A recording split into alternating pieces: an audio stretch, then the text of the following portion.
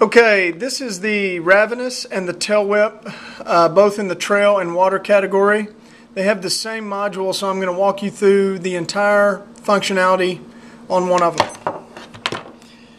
So you can scroll the bottom left button to see your modes. You have time mode, chronograph, data, timer, and alarm. In order to set your time, you want to push and hold your top left button. The buttons on the right will always be to adjust. You can go plus or minus, and your bottom left button will scroll you through hour, minute, seconds, month, day, year, day of the week, Monday, Tuesday, Wednesday, 12-hour or 24-hour, power save. If you want your watch to sleep, you can put 1 hour. If it's inactive for 1 hour, it will go into sleep mode. Contrast. The higher the contrast, the higher the contrast between the font and the background. To exit setting mode, hit your top left button. Hit mode to go into chronograph. You start your run by hitting your top right button. You can see your lap up at the top. This will be your lap time or your total time, lap time or total time. So if we were to take a split, top right, watch will think about it for a few seconds. And then you can see your split time and your total time, or you can hit your top left button to switch that view, total time, split time. When you're finished with your run, hit stop. If you want to save the run and put it into data mode, press and hold the bottom right button, and you've saved it. Hit your bottom left button to go to data mode. You can see it says run 3.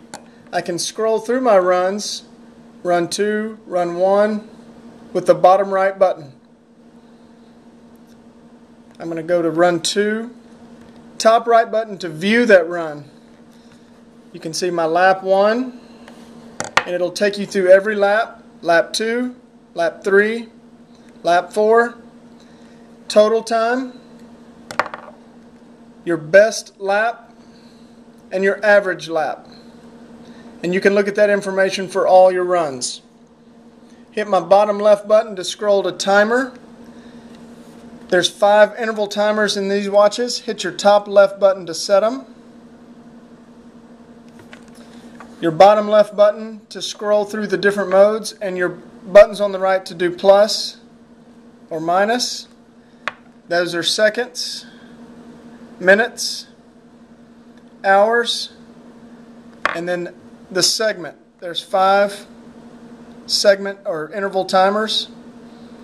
So let's set segment 4 for 10 seconds. Hit your top left to exit.